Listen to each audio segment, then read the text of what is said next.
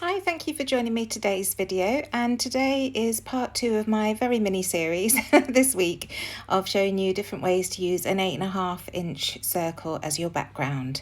So as you can see, I've grabbed my Candied Apple Tim Holtz Distress Oxide and I'm just dragging this around into a circle in the middle of the page. Again, I've used the base of my recording arm as my circle, so I just drew a pencil line around that, and then I've used the Distress Oxide to drag it around. Now I'm grabbing the Thankful stamps from Elise Studio, and if you watch me before, you'll know that I use these all the time for these little plus pieces, just to add some black to the page. I'm going to be scrapping the photo that I wanted to scrap on Tuesday of James and Ross when we were at Disneyland Paris. They were waiting for the Cars show to start, but the previous video, if you watched it, you will have seen the Shimmers paint was a little bit too pink. I wasn't happy with the colour, so I switched out the photo, but I had the photo on my desk and I still had Vicki Boutin Print Shop on my desk, so that's what I'm using today. So first of all, I'm just going to glue that photo down onto some scrap white cardstock.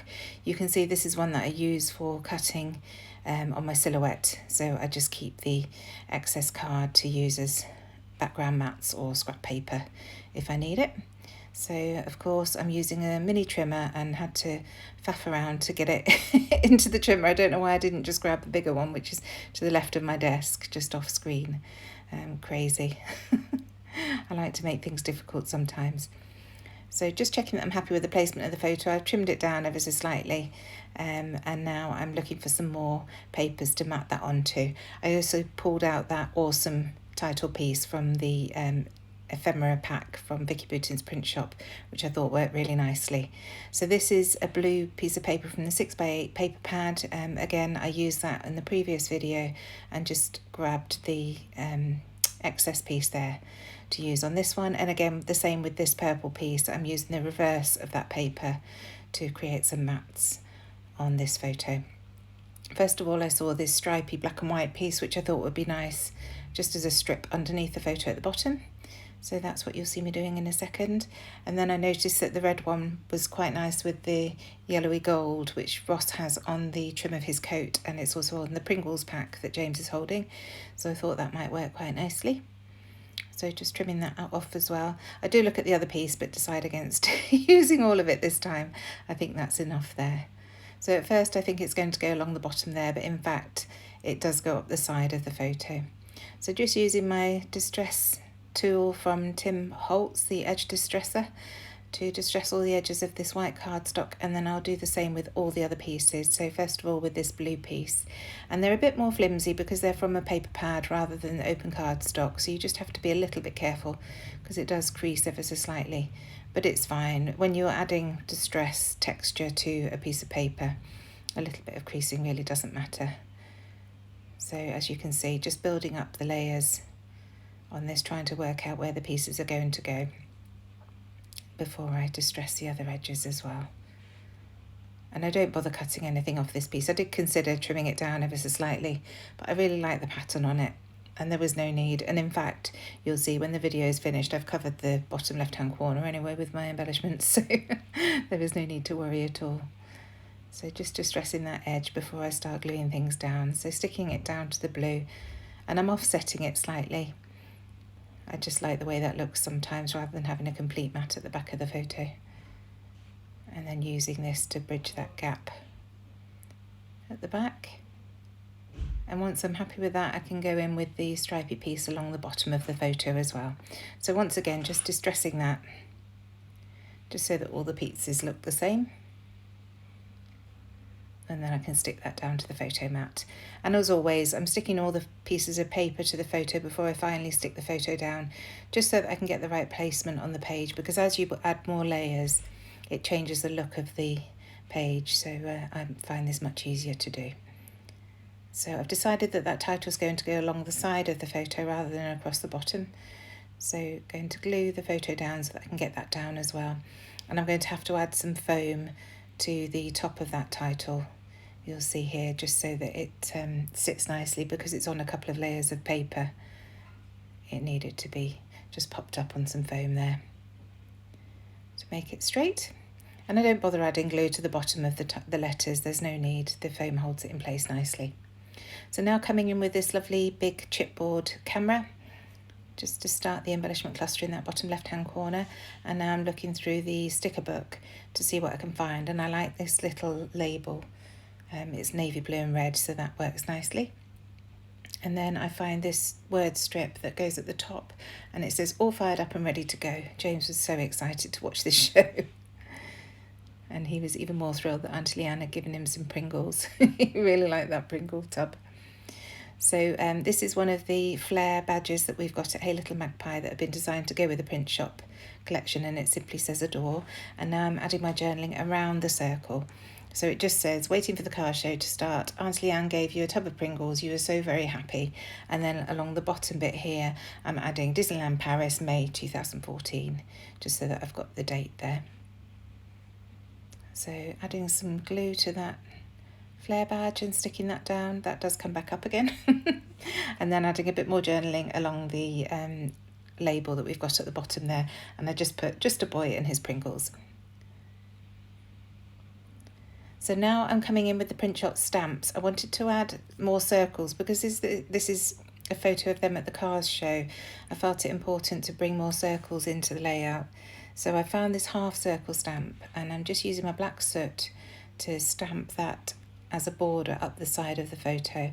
And I'll take it right up above the strip of paper that we've got there, like that. And then I realised that I need something to anchor it onto, so I'm just doodling a thick black line down along there, and then I'm adding a second line just for more definition.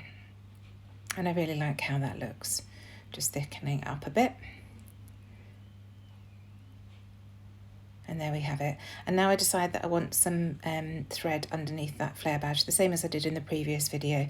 It just breaks up the very neat circles that I've got going, because we've distressed the edges of the papers. I felt that it was important not to have too neat circles everywhere else. So this just breaks up the neatness of that flair badge. So now coming in with another stamp and doing the same technique. If you watched Vicki Boutin or you watched me last week, you'll have seen me doing this, where she used her watercolour paints. I'm using my shimmers to create a circle using the stamp on the page and then colouring it in with that same paint. So just adding a few circles around here using that Sunflower Shimmers paint. It's a lovely gold, yellow gold. And then I will go over it as well. I start with the sunflower, but it's very, very bright yellow. So I bring in the burnish buckle, which is also a Shimmers paint, and it's more of a bronze colour. So it just tones that yellowness down a little bit. Adding some water just because it's a very intense colour. And then you'll see me coming in now with that burnish buckle. And it's really nice the way it just tones it down that little bit and works beautifully with that photo. So now those are done, I want to add some more circles in a different colour. I splatter first of all with the burnish buckle, and then I come in with a smaller circle to create some rings on the page. I wanted something a different size, so I was looking around my desk and saw the Nuvo Crystal Drops lid. So that's what I bring in and just dip it in the black soot Distress Oxide ink and then stamp that around the page. If you just stamp and twist, it gives you a complete circle. And I'm taking those off the page as well, just using a scrap of paper to protect my desk. And now coming in with my black Nuvo Crystal Drops and adding some dots down that line that I drew, and then just adding some in amongst those crosses that we created at the beginning of the layout. It's just adding a different colour because it's a deeper black and it's shiny, and it's also got a bit of dimension as well, so it really amps up the layout. So now I want to bring in this Love This stamp, so just adding that to my block, and I decided to do it in Chip Sapphire to match the blue on Ross's jacket. In fact, at the end you'll see in the close-ups of the layout, I do go over this with black because I just think that the black looks better. Bringing another colour in wasn't necessary. So now I want to balance the layout out a bit. I feel like it's very bottom right hand corner heavy. So I'm just going to create a little cluster at the top here using some stickers from the sticker book. The little flag piece says this day, and then I'm just cutting a piece off another label sticker in black to add there. And then I'll add some of the Nouveau crystal drops again, just to bring in some dots. And then I want to bring in some more circles, so I just bring in, I think there are just 5 in total, little gold sequins. So just sticking those on with my wet glue. And as I say, this is just introducing more and more circles because it's a show about cars. Even though you can't see that in the photo, I know, and the boys know when they look at the album that that's what it was. So once that's done, I decide that I need to bring some of these circles up to the top as well. So again, using the Sunflower Shimmers paint, I start off with that, and then I'll add some burnished buckle just to deepen it up.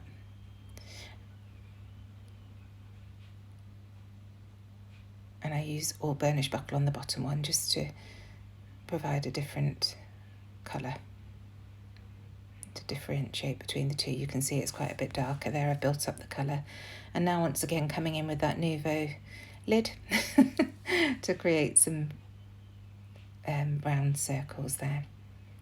So now back in with the burnished buckle, I'm adding some splatters to the top of the page. And that's it. Thank you so much for joining me. I hope you've enjoyed this as a different way of using an 8.5 inch circle on your page. Join me again on Friday for Pink Fresh Friday, where I'll be doing my third and final layout using the 8.5 inch circle. Thank you so much. Bye.